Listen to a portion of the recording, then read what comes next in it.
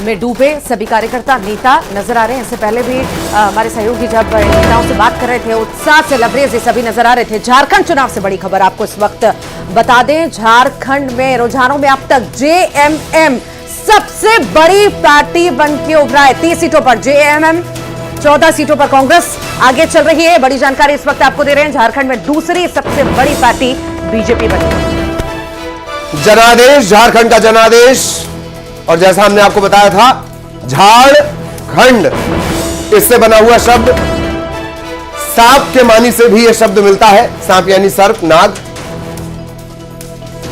वहां पर क्या तब्दीली है जनादेश में, वो आपकी स्क्रीन पर। ओवरऑल बात कर ली जाए, इंडिया गठबंधन 50 पर, एनडीए 29 पर। 81 में से 81 के रुझान और नतीजे अब आने शुरू हो जाएंगे। रुझान हम लगातार आपको बता रहे हैं। कांग्रेस 13, झारखंड मुक्ति मोर्चा 31 पर आगे, लेकिन सोरेन सरकार के, हेमंत सोरेन के 5 मंत्री और कल्पना सोरेन गांडेय सीट से पीछे चल रही हैं। तो शुरुआती रुझान जो आ रहे हैं, सबसे बड़ी पार्टी बन के उभरी है जेएमएम, और सबसे दूसरी बड़ी पार्टी हम बात करें तो बीजेपी है। यहां से आपको बताएं, लगातार जो है रुझान सामने आ रहे हैं। कांग्रेस के साथ गठबंधन और भी जो पार्टियां हैं वो आगे जाती हुई नजर आ रही है। विजयपुर का जिक्र करते हैं, 13वें राउंड की वोटिंग पूरी हो चुकी है। ये बड़ी जानकारी इस वक्त आपको दे रहे हैं। बीजेपी के रामनिवास रावत आगे चल रहे हैं, जो कुछ देर पहले पीछे चल रहे थे, अब लगातार वो आगे बढ़ते जा रहे हैं। बढ़त मिलती हुई उन्हें नजर आ रही है। बीजेपी के रामनिवास रावत आगे बढ़ चुके हैं।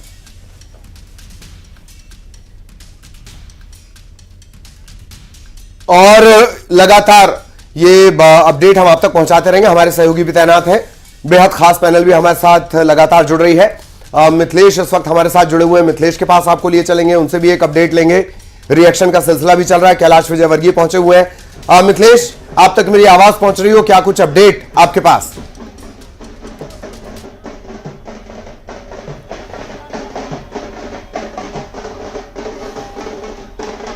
चलिए, मिथिलेश तक संभवतः हमारी आवाज नहीं पहुंच पा रही है। अजय धवले साहब भी हमारे साथ जुड़े हुए हैं, उनसे भी हम चर्चा को आगे बढ़ाएंगे। लेकिन इन सबके बीच डांस की, जश्न की, ढोल नगाड़ों की, आतिशबाजी की, पटाखों की, मिठाइयों की, ये तमाम तस्वीरें आपकी स्क्रीन पर लगातार चल रही हैं। और हमारे साथ बीजेपी से अजय धवले जी जुड़ गए हैं। अजय जी, बहुत स्वागत है आपका। शुरुआती परिणाम हम देख रहे हैं, किस तरह से अलग अलग जगह पे बढ़त मिलती हुई नजर आ रही है। सबसे पहले आपका एक क्विक रिएक्शन। जी, निश्चित तौर पे जिस प्रकार की आज भारतीय जनता पार्टी को ऐतिहासिक और अभूतपूर्व विजय मिल रही है, उससे यह स्पष्ट है कि भारतीय जनता पार्टी ने जनसेवा और जनकल्याण की राजनीति की है। और निश्चित रूप से उसी जनसेवा और जनकल्याण की राजनीति को आज चाहे मध्य प्रदेश में उपचुनाव की बात हम करें या महाराष्ट्र की बात करें, भारतीय जनता पार्टी को ऐतिहासिक बहुमत मिल रहा है।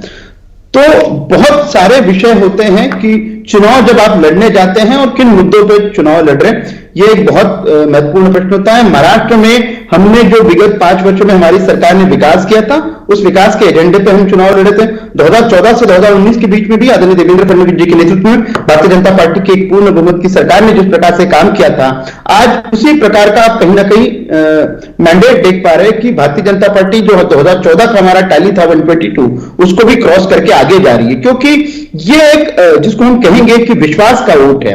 भारतीय जनता पार्टी में महाराष्ट्र की जनता ने जो विश्वास दिखाया, निश्चित रूप से ये वहां की जनता को हम धन्यवाद देते हैं कि उन्होंने विभाजनकारी नीतियां, जिन्होंने समाज को जातियों में बांटने का काम किया, जिन्होंने पंथों में बांटने का, जिन्होंने संप्रदायों में बांटने का काम किया। और महाराष्ट्र का इलेक्शन तो अपने आप में इसलिए भी एक बहुत इंटरेस्टिंग इलेक्शन हो गया था, क्योंकि जो लोग हर बार कहते थे कि मराठा सड़कों पर उतर गए, और जिन लोगों ने मराठाओं को सड़कों पर उतार कर जो हमारी उसको हम अंगीकार करते हुए यथार्थ में दिखा रहे हैं,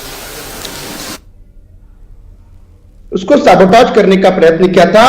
तो निश्चित रूप से ये उसके मुंह पर एक करारा तमाचा है कि आज देश जातियों में नहीं बट रहा, देश पार्टियों में नहीं बट रहा, देश विकास चाहता है ललित जी, और आज विकास को ये वोट हो रहा है। ठीक, बात करेंगे कि आएंगे, भारतीय जनता पार्टी आऊंगा।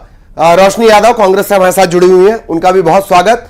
और रोशनी जी, लगातार रुझानों के अभी सिलसिले चल रहे हैं, आपका एक क्विक रिएक्शन, फिर सवालों के सिलसिले। जी ललित जी, ऋतु जी, आपको नमस्कार और मेरे पैनलिस्ट साथियों को। मैं बिल्कुल बुधनी और विजयपुर के मेरे सभी मतदाताओं को मैं धन्यवाद देना चाहूंगी और कांग्रेस के एक एक कार्यकर्ता को, जिन्होंने संघर्ष के साथ, मजबूती के साथ उपचुनाव की विधानसभा में पूरी ताकत के साथ चुनाव लड़ा है।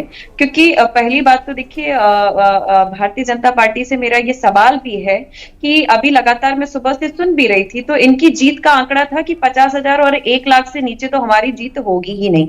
इस अभिमान और गुरूर को लेकर चल रहे थे और मैं इस बात का बिल्कुल धन्यवाद दूंगी बुधनी और मेरे विजयपुर के मतदाताओं को कि विजयपुर में किस तरीके का दृश्य देखा गया, जहां पे दूसरे प्रदेश से गुंडे आकर के गोलियां चला देते हैं, फायरिंग कर देते हैं और एक पर्टिकुलर तबके को टारगेट करते हैं, उनको वोट नहीं डालने दिया जाता है। उसके बाद भी वो इतने साहस के साथ और इतनी नेक टू नेक फाइट दे रहे हैं कि शुरुआती रुझान में बुधनी में पटेल साहब आगे थे और मुकेश मल्होत्रा प्रत्याशी भी वहां पे लगातार इनको फाइट दे रहे थे।